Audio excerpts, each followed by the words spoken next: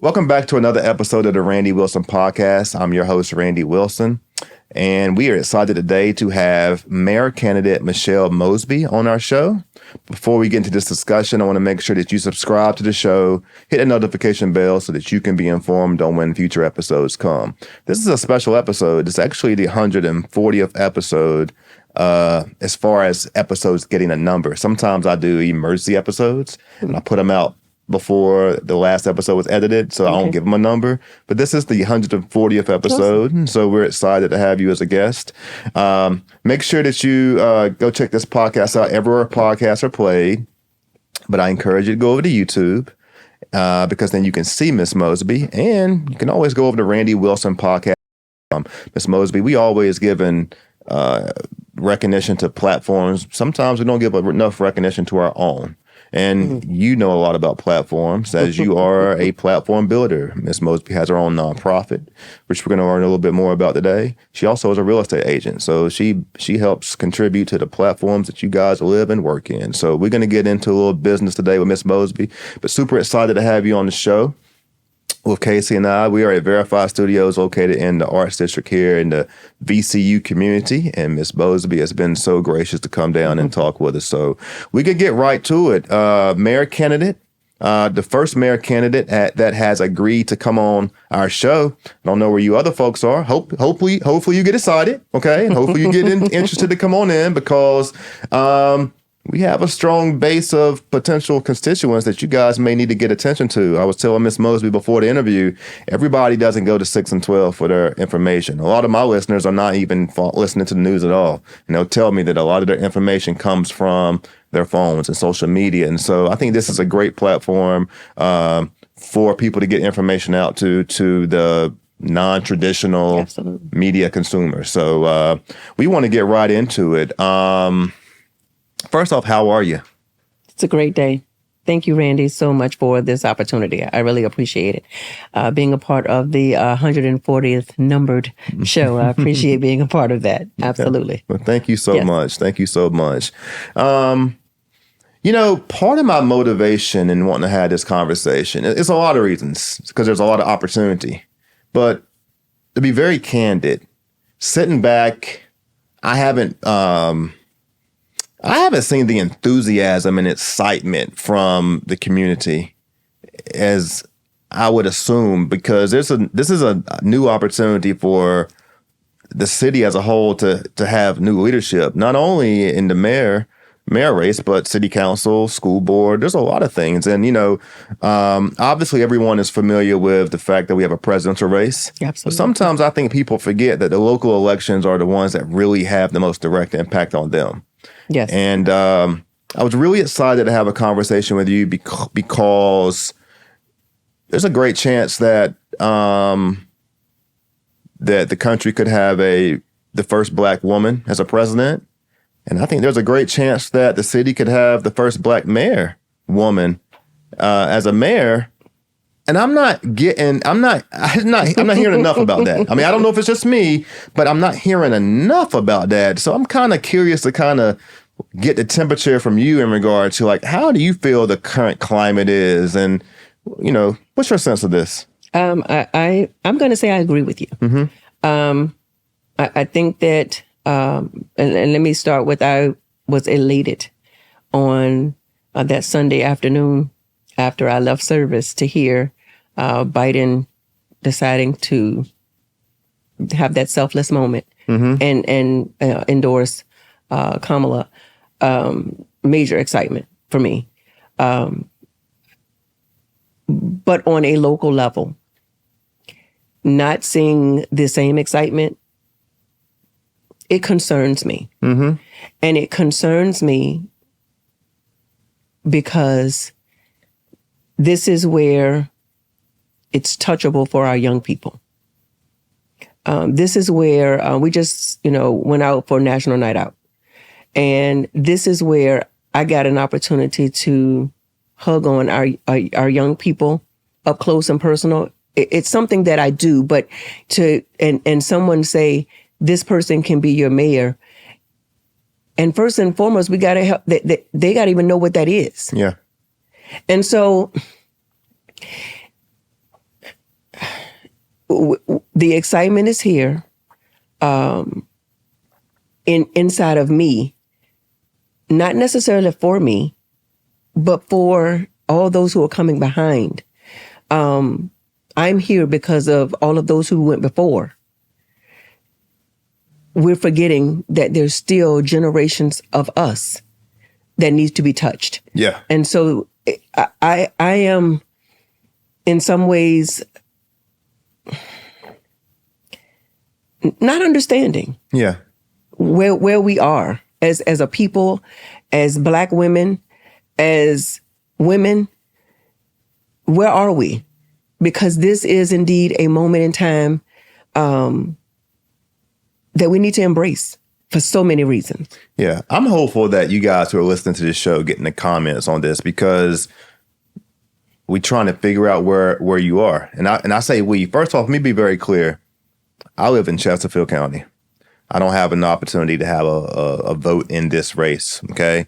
So I want to emphasize that to be objective, to make, because I want to ask the questions regardless of who's sitting in front of me, because I'm not, whether you live in Chesterfield, Richmond, or Henrico, whether you have a vote or not, I'm still talking to you. Absolutely. Because I still think that you can be complimentary and add value to the discussion. And this isn't about, I'm not always politically correct. Okay. This isn't about red or blue. And it's not completely about black and white either. No. But the reality of it is these colors have an impact that matter in everybody's life. And whether you are black or white, I'm still talking to you, because to see a potential woman in leadership, there's a lot of people who's getting behind Kamala. I'll be saying it wrong. Is it Kamala?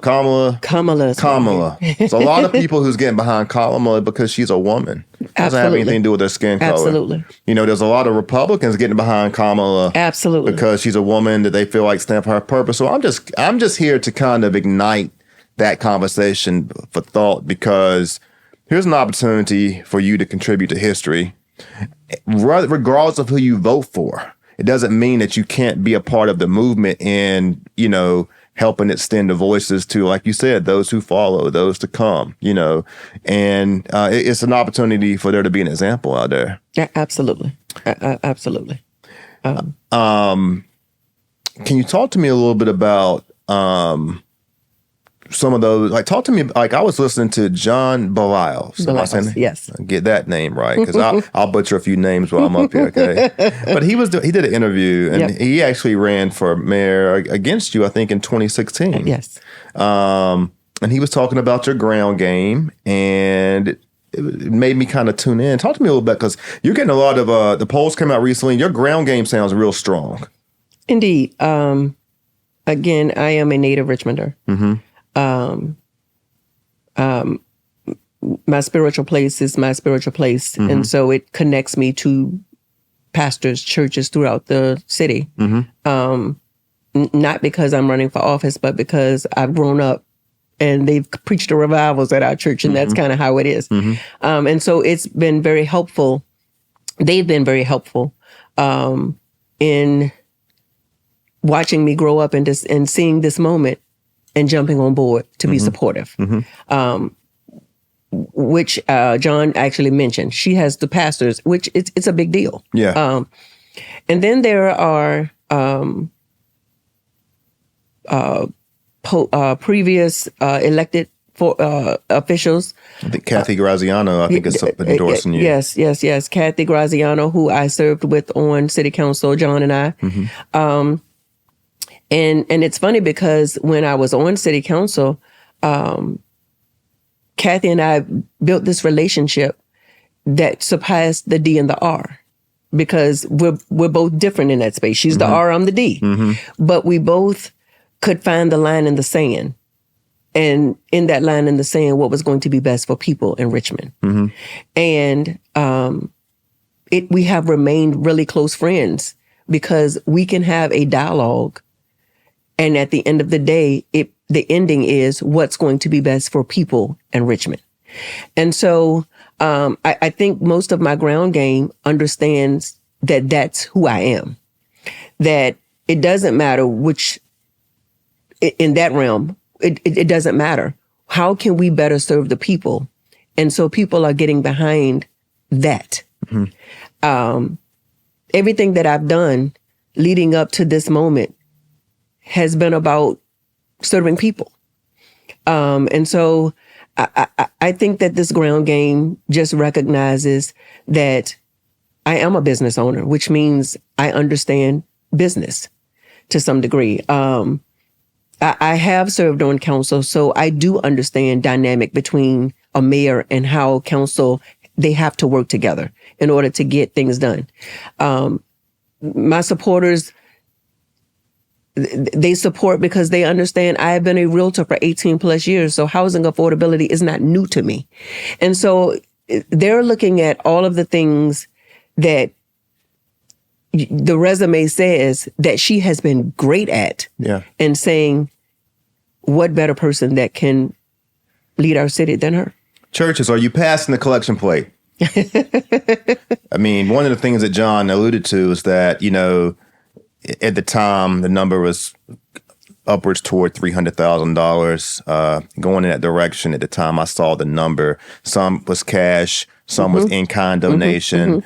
I'm assuming that cash, obviously one thing, but do you get a lot of support on the ground from churches as far as like volunteers? What does that look like? So the volunteer base, again, has been extensive. The in-kind has been so extensive it's better than the dollar to some degree. Yeah, because, that's what I'm learning. Yeah. Because people are giving their time. There's been no conversations about if I do this, will you hire me? Like none of that has been a part of the conversation. John alluded to our former CAO working with the campaign. She has no interest in being a CAO. She has an interest in Richmond. And so she's working with me because she has an interest in, she also lives in the city of Richmond, and she wants to see the best leadership in the role. And so it's just watching, again, churches, people in the congregations that live in the city deciding we're going to be foot soldiers. We're going to do what we can to ensure that people know what we know about you. Question. You just mentioned that you was a Democrat. Yes. I noticed on something I saw on the internet, and I apologize for not being able to specifically say what it was, but it was something that had everybody identified as an independent. Yes. VPAP. Why is that? Because party doesn't matter when it comes to mayor. Yeah, the mayoral race is it's not a declaration. It's interesting to me. Like even as much as it don't matter, it do though. Like I get that it don't matter because you're not competing again from a party perspective, particularly from a funding money. Just everything's independently ran. I get that, but Virginia is a Democratic state. Richmond is a Democratic city. It is. So to some degree, it still matters. It does. And it does because the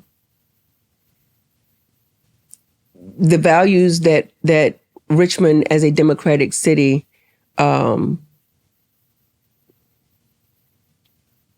the values that we have that wants to see gun violence shifted, the affordable housing crisis, a solution. Those things, to me, it matters because the D or the R, sometimes if you've not learned to do what Kathy and I do, then it can be detrimental to our city based on how you maneuver in that R. Which the side of the aisle. I get it. And so again, let's I think people need to do homework. And I say that because we have, after November 5th, January, you're walking in the door as mayor. whoever that candidate is, and that's going to be me, they're going to still have a year with our Republican governor. Mm-hmm.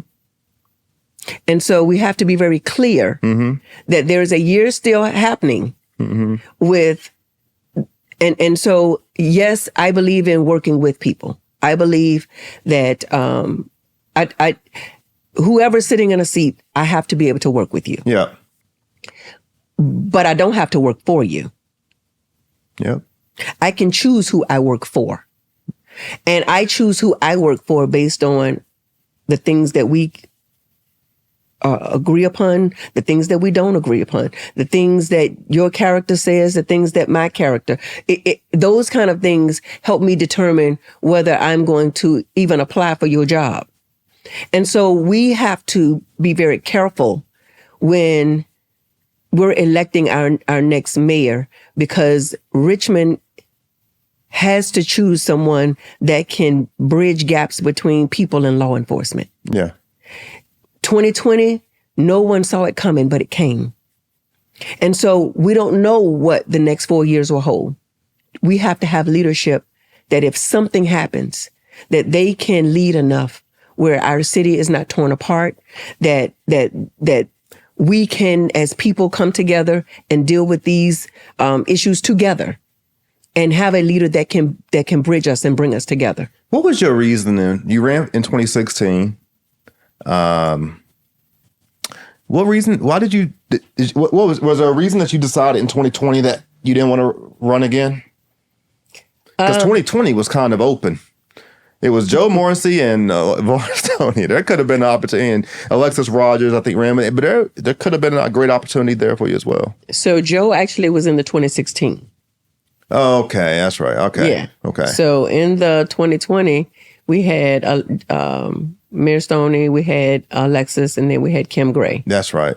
Yeah. And so Kim Gray, where are you at? We just curious. We'll get back to that later. Mm-hmm. And so we had two black women there, and so I didn't feel like that was I wasn't led that was my moment. Yeah. We were gonna let that play out the way that it needed to play out. You let people miss you a little bit. I mean, that sometimes they say, sometimes time can let people think and remember and what if and maybe and then you come back. Indeed. Mm-hmm. Come back booming. What other way is there to come back? Come back booming.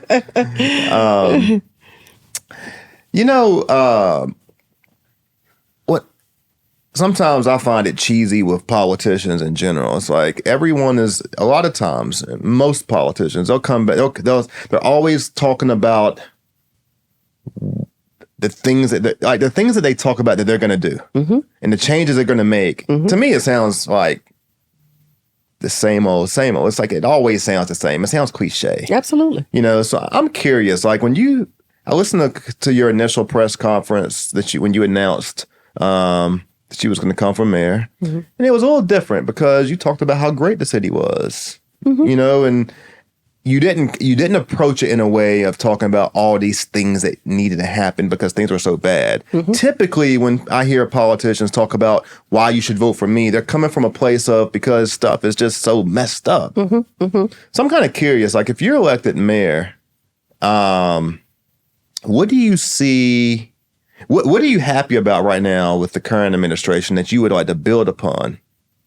Versus what are the things that you feel like that you would do differently to maybe change the city for the better? We have a wonderful city. We have been on the best list, culture, arts, and food. Yep. And so I think those things have are a part of making Richmond a phenomenal, diverse place to be and to live.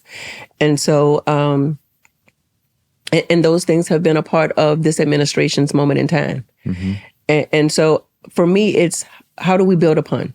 How do we continue to make sure that our food industry stays? And so those to me are the things that take a mayor being looking at our technology, our systems, those types of things, so that we can not be burdensome to our restaurants. We want to make sure that they're thriving. And so it's to me, it's doing the what the woman does in the house all the time. Yeah, you look good when you go to your business meeting. But at home, she has made sure you ate well. She has made sure the kids are good. She's made sure all of the things that go on in that home are even while she's working, so that you look as phenomenal as you do right now sitting across from me. That's what, to me, this next moment that's interesting. means. That's pretty cool right there. So you're gonna make sure the house is taken care of. Absolutely. Absolutely. That Richmond looks good on every. When you talk about the food, you're also talking about Richmond has some excellence in services. Yeah. The people in Richmond feel absolutely like they're a part of government because it's working for them. They have a leader that's listening. I believe that we listen different. As a woman, I believe I listen different. I generally in a household, men come home, women tell them. Women have also been the person in the household that's listening to him and the children and whatever else is happening. She's compartmentalizing how to maneuver in that home. We need someone that can compartmentalize and put things on a foundation so that we can fly. I like that. I think only a woman can answer it that way. And we've never had that experience, in having that approach or style to leadership. So that's interesting. Are you spending time right now as you're out campaigning and knocking on doors, shaking hands and doing things? Are you engaging with the current city council leadership to kind of what's that like for you? So I've never stopped. And again, I think that that's something that sets me apart from every other candidate. 2016 was my last moment in time on council. But to me, the work never stops. And so I've stayed connected to every single council representative that we have. You kind of remind me of, not you per se, but the situation kind of reminds me of Law Sharice Aird, who's now senator. She was a delegate, and then she wasn't. And then she kept doing what she needed to do. And her time came, and now she's a senator. And now she's a senator. And that could work. That's a possible thing there. Absolutely. And everyone got behind her. Yeah. To make sure that moment happened. Absolutely. Can you reference who are some of the people that's endorsing you right now? I have restaurants, businesses. I have Delegate Dolores McQuinn, former Mayor Jones, Senator Jennifer Carroll Foy,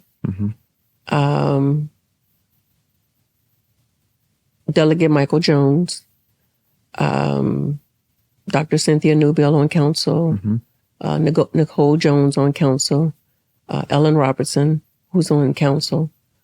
I have businesses like the Croaker Spot, Southern Kitchen. With so many council people, that's 3 council people you just mentioned. Yep. That could be 3 districts right there. Yeah. So working together to really make it happen. Because again, we understand the dynamic. We understand that there has to be some camaraderie between a mayor and the council. And we need someone that's not walking in on training wheels. Yeah. And as much as people talk about the things that they've done outside of it was your job, and it's different. Yeah, I mean, you're the most experienced candidate in this race. You've actually held an elected position before. Not just elected, but sitting president, which also required a difference. Talk about that a little bit, because I don't know what that means. Because it's two of us that have sat on council. Oh, that's right. Addison's still on council. Yes. So well. it's two of I us. Apologize. No worries. So it's two of us that have sat on council. Again, my term was 4 years. Yep. Ascended to president in 2 of those years. After 2 of those years, the things that we were able to accomplish had to do with leadership. Leadership deliberates over at that time, $2 million budget. Leadership is connecting with the sitting mayor and the council so that we can really accomplish making sure that we're pushing making sure that the riverfront is phenomenal, making sure that the Port Authority makes the shifts that it need to so that it can begin to be a revenue driver for the city. Leadership brings council, school board, and the administration together, which had never been done, so that we can really talk about budgetary priorities and be more in a cooperative, working together versus confrontational.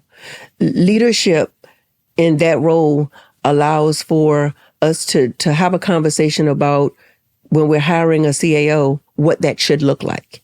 And so hiring a seasoned CAO at the time, who then hires a seasoned finance director, so that we can begin to get our finances in order. These things are what the president does, because they're not only doing the meetings that you get as a council person, but they're meeting with the mayor and they're meeting with council so that we can work together to bring Richmond move Richmond forward. And so it's a big difference from sitting on, just being on council. It's a very big difference. Yeah. I rode to the Port Authority. I was a part of making sure that deal worked for the city of Richmond. It's very different, being president. And I'm the only one that can speak to what that looks like. I'm glad you are, because I think for us who are not experienced, we wouldn't know. Yeah. And I think that sounds like that's an advantage for you in this race, because, as you alluded to, the other individuals have not had that job. Now, they may have been, we have, and, kudos to this campaign, though. Forever who wins, right? Mm-hmm. There's some, I have grown to recognize that there is some quality, talented individuals that you're going up against. Danny Avula has been Richmonder of the Year. He was the COVID czar. This is not about him. This interview isn't. But I'm emphasizing that because you're not running against just some random, Right. You are running against another city council representative, I think in Addison, correct? Yes. Who appears to be very well liked amongst his community and district, and appears to show some diversity and crossing over. I don't think, looks like his childhood wasn't spoon-fed. Like, he might have had some obstacles. Absolutely. I'm not as familiar with the other folks. I know there's one gentleman, I think it's Harrison, who comes from a financial background.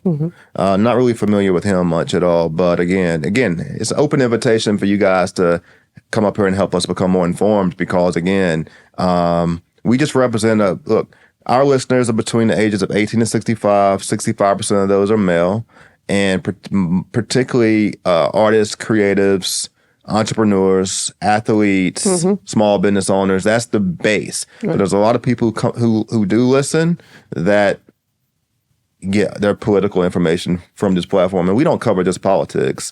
I like to say that the Randy Wilson podcast is at the intersection of culture, politics, a little bit of ratchetness, a little bit of ignorance. Okay, we are the culture cross section there, because we here to really we're your everyday, trying to have fun, enjoy conversation, but learn something at the same time. Absolutely.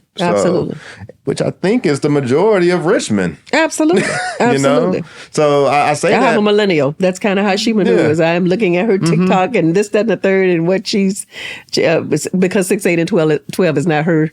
Yeah, I'm gonna be real, Charles. Y'all Y'all not always on our side. They not. You're not always on our side. And it's always sometimes, with the new media. But no, this is enjoyable. You talk a lot about the opportunity. You spoke very positive on behalf of where we are and where we can go.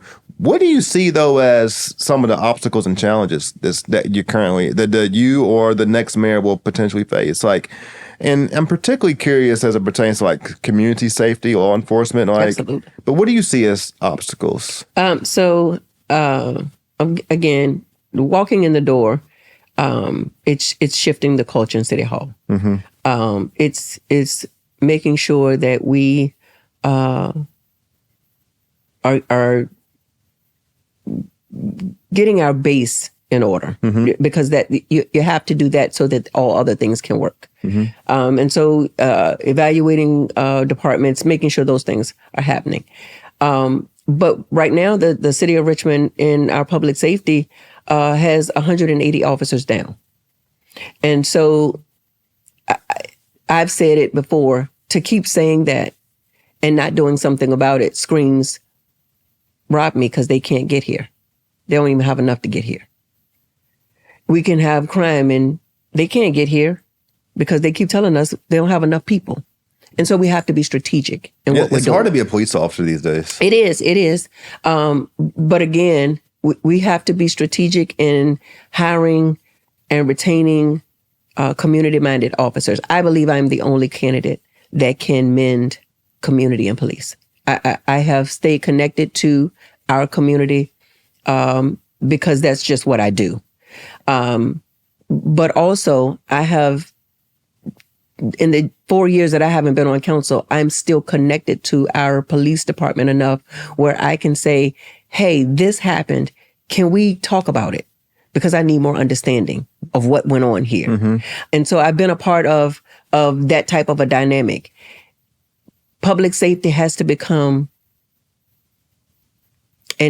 not just an issue, but a solution for all of us, which means we all have to dive in where we're supposed to dive in. Yeah. We've worked on an initiative. I call it Rebuilding the Village. Rebuilding the Village is where our young people understand what a village is, because I don't believe that they do anymore.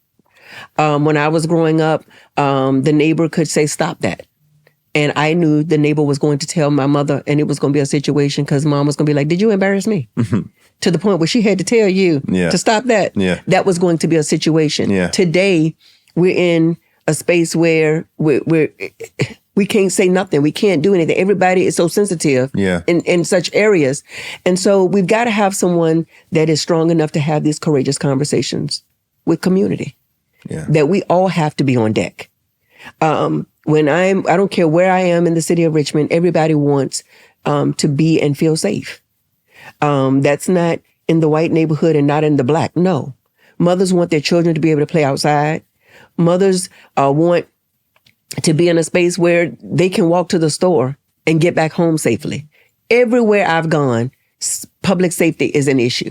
And so we have to have a leader that's strong enough to stand to police, to say, you do not get to kill me while black, and stand with community to say, you have to be accountable. Yeah, I think that during,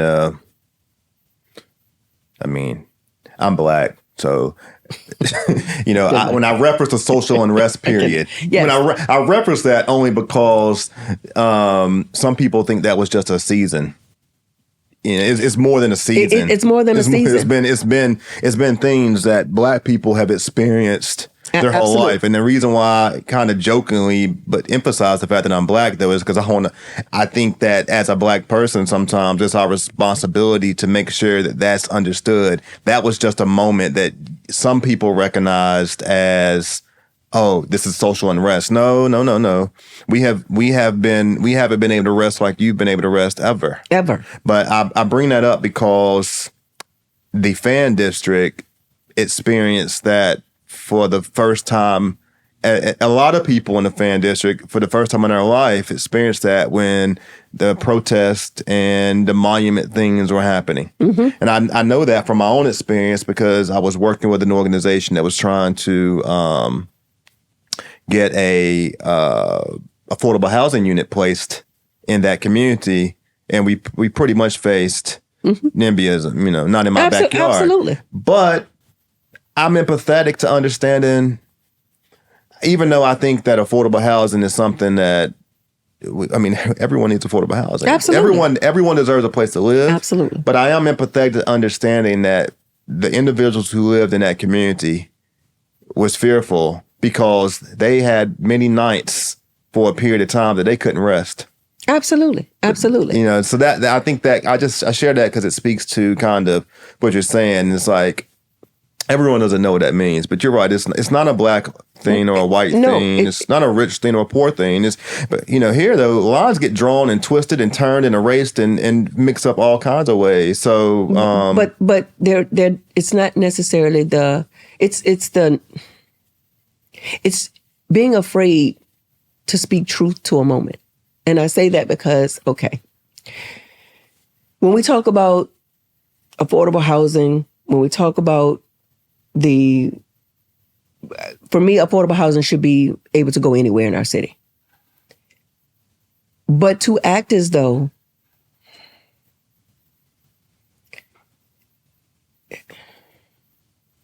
there aren't real challenges that will come to communities because to act as though there won't be some things that we need to do so that communities can blend. Yeah.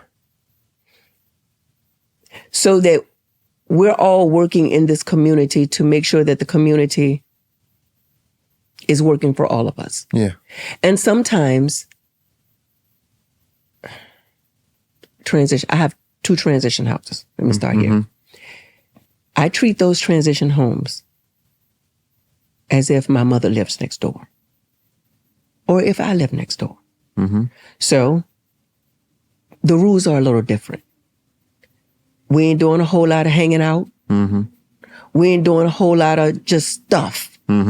Because if my 82-year-old mother and my 86-year-old dad live there, I need them to be comfortable in their space. Yeah. And so it's... You understand the stigma that comes with it. Yes. And some of it is not a lie. Yeah. And so we have to be able to have that conversation and make the shift so that it can work for all of us. Yeah. And I don't think that we have any other candidate that's going to be strong enough to stand to ensure that, yes, we're going to fight against NIMBYism, but understanding some of why NIMBYism is so. Yeah. And dealing with it as such. Yeah. Because we do have to deal with it. Yeah. I live in the 9th district on my block, and let me tell you, my daughter will tell you, I will tap on your door. Hey there, how are you? Because this is my community. Yeah. We like our community. Yeah. We keep our stuff. I pay for my lawn to be pretty. And so again, to act as though some things are not the thing. Yeah. No. Yeah. We have to, if we're going to do this, let's work together to do this. Yeah. So that it can work for all of us. Would you say that, being a woman, being a Black woman particularly, and having to deal with different things, I guess, just coming up through life, you've had to adjust. That probably is, to me, I'm hearing that your background and experience is what could contribute to you knowing how to lead and help navigate. Absolutely. Us as a city adjusting to circumstances. Yeah, absolutely. I have been in the boardroom and I have been able to say, I don't see any Black in that. Yeah. Hey. Yeah. Nice idea, but where we at? Yeah. And it shift into, okay, well, help me understand what we need to do here. Because I can't expect you to know a thing that you don't know. It's not been your experience. What I can respect is you bringing in someone that's going to challenge the thought process. What would your administration look like from a diversity standpoint? What would it look like to help the city, have a balanced front? Diversity matters. I think you speak into diversity. It does. What would your administration look like? It looks like an administration that I believe No, it looks like an administration of black, white, blue, green that are administratively sound. That are qualified, efficient in moving our local government forward. It looks like a person that if you did not vote for me, I'm not taking it personal. I still need what you got if you got it. And so I think that that's the start place. So it sounds like you're open to bringing, there may be colleagues or former colleagues that were on the opposite end of things that you feel like still could add value to your administration. Absolutely. Kathy Graziano as an example, maybe. Absolutely. Kathy, what I have... And I said her because she's a Republican. No, right. Exactly. Kathy, again, my whole squad is just so funny because they're not interested in doing any of that. They really aren't. I believe they support me is because they know that I'll reach over and say, hey, you're really good at that. Can you come help me? Where what we've been able to see is, in some instances, that's not what happens. We take things personally, we hold grudges, and then we're losing out on the gifts and talents of those that really could help us move Richmond forward. I think it's kind of apparent for me to get a feel for where your strength is, 8th District, 9th District particularly. Can you speak to what you're doing and putting your footprint in those other districts? Yeah, absolutely. So, particularly the districts outside of the city council representatives who are endorsing you. So, walking into the race, we believed we had a path, not a runoff path, a win November 5th path. I want to be eating Thanksgiving. That means, for those of you who don't know, that means that she would need to win 5 out of the 9 districts straight out. Yes. So November 5th, I need to win 5 of the 9. We believed that the 3rd was a true possibility. When we look at the numbers of where Mayor Stoney did well, we believe we could pull off the 3rd. So we're working diligently in the 3rd. The 6, again, I know you said we're the ones that are not council people, but we believe the 3, 6, 7, 8, 9 could be my 5. Gotcha. Okay. The poll showed that we even did well in the 5th. Okay. And so we're all in there. Got it. So footwork is what I do. Let me ask you this question. And I'm gonna wrap up here in a little bit, but let me ask you this question.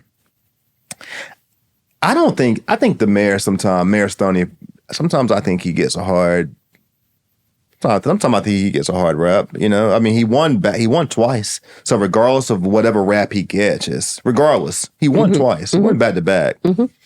And I haven't seen him come out and publicly endorse anyone. And I asked this question, just answer it however you like. I'm kind of curious whether it's you or anybody. Do you think that it's a benefit if the mayor comes out and endorses a candidate, whether it's you or anybody? Understood. Do you think it's a benefit? And I don't want you to answer it from a personal. I want you to generally, because I don't know, Richmond's just funny. Richmond, you can win, but it don't mean they're gonna support you tomorrow. Right. So I'm curious, do you think it's a benefit if he comes out and endorses a candidate? Because he's on his way out the door. He's on it, he's got... Right. I think that at the onset of the race, my answer would have been yes. Today, with 3 months in, I can't say that I know. Yeah. I can't say today that... I can't say. I don't know what he thinks. I can't speak for him. Understood. But there's a part of me that thinks that a lot of people's minds have changed over this, up to this point throughout the race. I know mine has. I'm gonna tell you mine. At the beginning of this race, I did not. At the beginning of this race, my thoughts in regard to where I thought people would land was different than where they are now. And a lot of it has been based on what I've seen, more so though what I haven't seen. Seeing Can you expound? Yeah, well, seeing your polls come out to me speaks volumes to your ground game. And, initially my perception on that money was going to have a big impact on this race. This is my personal opinion, my initial perception was that Danny Avula being the COVID guy was going to have a major impact. And I do still think it can and will. I just see it more as an even playing field. I think the playing field is leveled out a little bit more than in the initial. Because in the beginning, I really wasn't as familiar with a lot of these folks as I'm growing to being familiar now. So now I'm beginning to feel like people's kind of showing their true colors, their strengths are showing. Some of the things are not showing. And now I'm beginning to have an opinion in regard to where I think this could go. In the beginning, I didn't. I just thought like the Danny guy had a real strong chance, and I think I still think he's in the top. He's a formidable candidate. Yeah, I definitely absolutely. do. So it's not this. I think he has a good chance, but I think you have a good chance. I think Addison has a good chance. I think now that I'm starting to see, like, okay, these people are kind of growing a little bit on me. At first, I was like, man, who's going to lead this city? I was kind of concerned at first. Right. I'm not as concerned as I once was. So my question to you is, Yes, ma'am. We keep having the COVID moment. What about that moment makes people think that he would be the person? Because kind of as you alluded, he did his job. I think that my thoughts on Danny, and I'm glad you asked me a question. That's cool. That's cool. I like it. That's that woman. See how that went? See how that went? I'm giving you my perspective. Yes. My perspective is a collection of impressions I've gained from other people, though. Okay. It is. I think that a lot of people go to the polls and they vote. I don't think a lot of people get informed. I don't think they self-educate. I don't think they read. I don't think they listen. Right. I think people just go to the poll, particularly if it's not a mayor race. If it's not a mayor race, they vote D or R. Right. And then when they see other things on the ballot that they're not really familiar with, they vote based off name, popularity, who I've heard. Gotcha. And that's what I think for me in the beginning, particularly, like, I heard his name a lot. I remember his name through that very critical time that we was dealing with. Gotcha. Then he got the Richmonder of the Year, which understandably so, Gotcha. well earned. Yeah. Kudos to him. And so I think that's why for me in the beginning, I was like, this guy might have a good chance. Gotcha. But, and then I'm looking at him and I'm saying, like, there's a part of me though that's like, he must want to be a leader. I think there's a bigger picture for him. I think it has to be, because why would you? It's not for the money. If he's a doctor, and I hear he has a phenomenal resume as a doctor, I think he has a bigger picture in mind. That's my opinion. Like, he could be on the Tim Kaine route. I see the comparisons being made to Ralph Northam. These are doctors who took political routes. You're not making this decision for money. If you not when you're making $500,000 doctor or more doctor money. I don't know what his pockets. Right. I'm not pocket watching or anything, but he's making more money as a doctor. So I tend to think that there's some purpose behind why he wants to step in his position. And kudos to him for got 5 kids. Kudos to him putting himself in that position. But that was my initial impression. Gotcha. I'm going to tell you, I'm going to be very bold in saying this. I see why Addison's running for mayor. He's taking the steps. The Harrison guy, Roday, if I'm saying it right, I'm not familiar enough to even speak. He was running for lieutenant governor. He got rerouted. Wow. I'm the only candidate that is running that have no aspirations. Wow. I didn't know that, but okay. Yes. Yeah, I remember. No, I heard it in an interview though. Yes. I will say this though to the brother, the Neblett brother. Is it Maurice? Yes. Neblett? Yes. Brother, I hope that you partner up with Michelle Mosby for the benefit of what could be your potential future, win or lose. I do, because I'm listening to podcasts. I'm listening to people in the community, and you're not going to win. You're not going to win. But I think what you are doing that can be in your benefit is your people are learning who you are. People now are becoming familiar with who you are. because you put your name in the race. Now the best thing that you can do is give people a good reason to be familiar with who you are because of what you do with this name recognition. That's my opinion. This is a four-way race. It is what it is. And it's a four-way race that's really being narrowed down to, I think, probably going to be a 2-person race. So that's my 2 cents. And I'm happy to answer any more questions, Miss Mosby. Happy to. No, that was, I've heard it. Yeah. And I kept trying to have a clear understanding of why. Yeah, because someone, people just vote. I don't think people just vote on what they hear and know. They don't. No, okay. And I also don't think the city does as good of a job as it could in making these forums and these events broadly, like people broadly aware to know. Like I think more people would come and listen. Like when the mayor does a State of the City speech, that's marketed to anybody and everybody who wants to come and listen to what the State of the City, what he has to say. Right. I think the same thing should be done as it pertains to these mayoral debates. I think the Metropolitan Business League may have done one. The Urban League usually does one. There's a lot of different groups that do these things. But is that really the best way? And I ask because these events, the mayoral forums, and I'm only asking because most of them are geared to the organization or whoever. Yeah, and then you get a minute and 30 seconds. No, I don't like that. I'm saying I think what I'm saying is I think that can be done better and bigger. That's what I'm saying. I think a lot of times when these events are done, there's also a purpose. It's a benefit purpose for them too. It brings exposure to them. It brings awareness to their causes and initiatives. It gives them an opportunity to rub shoulders and do what they want to do. And there's nothing wrong with that. But what I'm saying is I think there's a lot of people, me included, that would like to hear sometimes what these candidates have to say in a space that allows it to be more broadly heard, better marketed. A lot of the questions are being asked by, the media folks are sometimes they're good questions, but they're not always the questions that the people want to hear.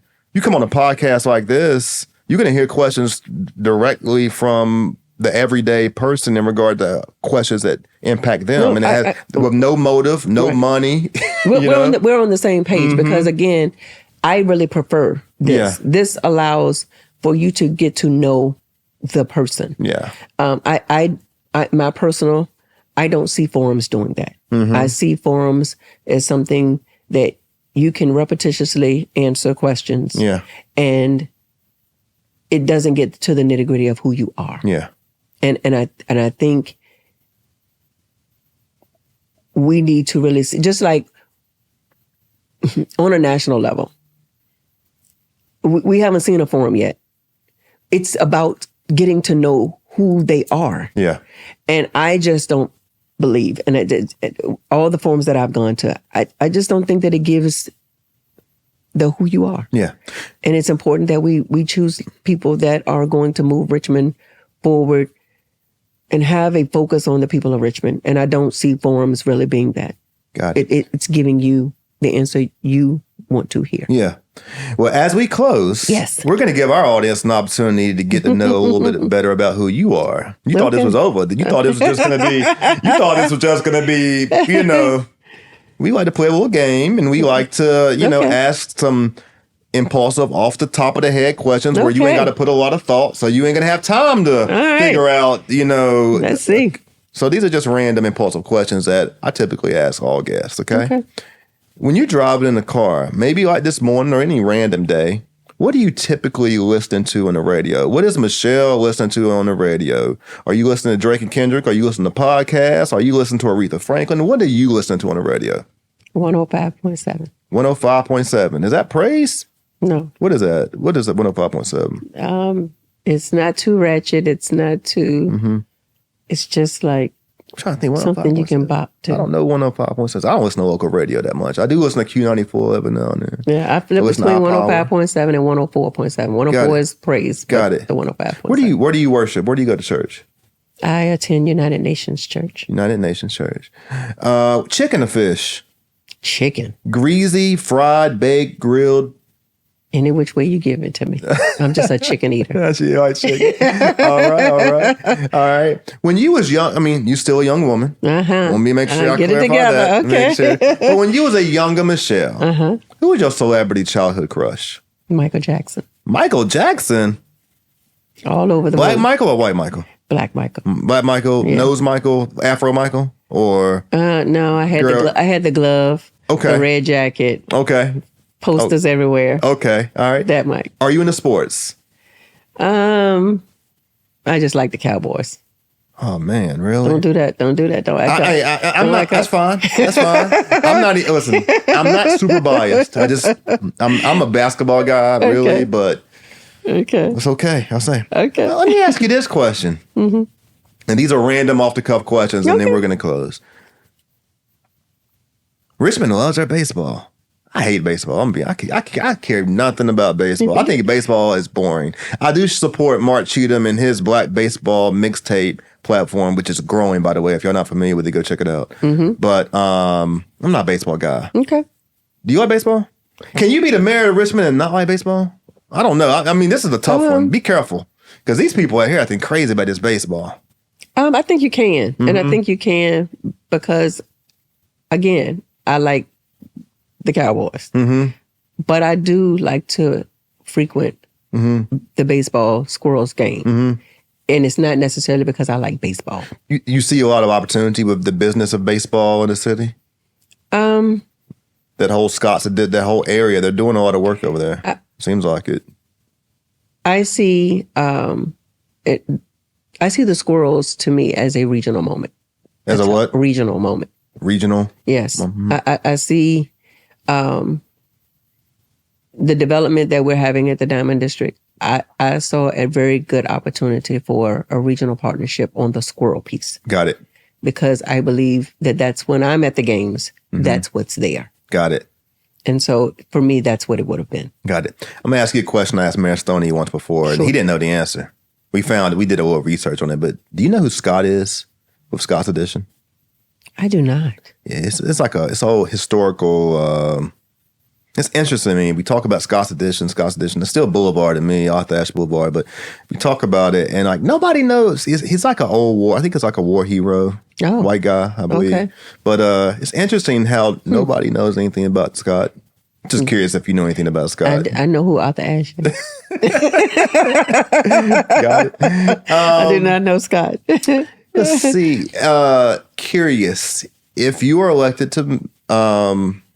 If you're elected mayor of the city, in your mind, are you already beginning to brainstorm and kind of identify who you'd like to have as a part of your administration? Do you have those? Are you having those conversations with people in your mind, or are you having in mind, or you having those? Are you kind of building that team right now? Yeah, I'm building it in my mind and on paper. Good, got it. Anything that we haven't covered or that you haven't expressed that you'd like to share with the people right now before we close? Because there's gonna be one final question after that. One final question after that. Okay. Again, I'm grateful to be a part of Randy's 140th. Yes, ma'am. Show. And for those of you who voting has not been a part of who you are, I need you to get out there and get to the polls. September 20th is the beginning of our voting. And so I need you to get out there starting September 20th so that by the time the polls get to November 5th, it is such a massive Michelle Mosby moment that it scares everyone. No, let's get out and vote, y'all. It's imperative that we do it. We need to exercise that right. Things change when we vote. People hear you when you're a part of the voting block. A lot of times we think that they don't, but let me be very clear. Voting is like people with money. People hear you when you vote. They go into the communities that vote and they make change. Be a part of that change. I'm working for Richmond. I'm working from District 1 to 9. And so I'm asking you to go with me on this ride and let's change Richmond's next chapter together. Thank you so much, Ms. Mosby. You just took my last question, which good on your part. You've had some type of media training. I didn't even have to ask my last question. I didn't have to even ask my last question. I was gonna ask you. Well, I'll ask this. How do you feel about our conversation? In closing, was it okay? It was a great conversation. Good. Again, I'll take these over forums any day because it allows a deep dive into people, the person. Be prepared because we're going to chop this, cut this, edit this, tag you. We can tag them. Okay. We're going to do everything we can do to make sure that all of Richmond gets an opportunity to hear your voice through the show. And as we close, we thank you for tuning in to this episode with Michelle Mosby. This is the 140th episode. You can catch it everywhere podcasts are. YouTube, RandyWilsonPodcast.com, Spotify, Stitcher, Libsyn, Google, all those places. You can check it out. And if you're, please get into the comments, ask your questions, send messages, get into her social media, like be engaged. Our goal with this show was to kind of ignite some type of engagement that I kind of feel is missing a little bit. Again, we have an open invitation to all the candidates. If you are interested in being a guest on the show, please come up here and say your piece so that Richmond can have an opportunity to hear your voice and make the best decision on behalf of its household. Absolutely. We out.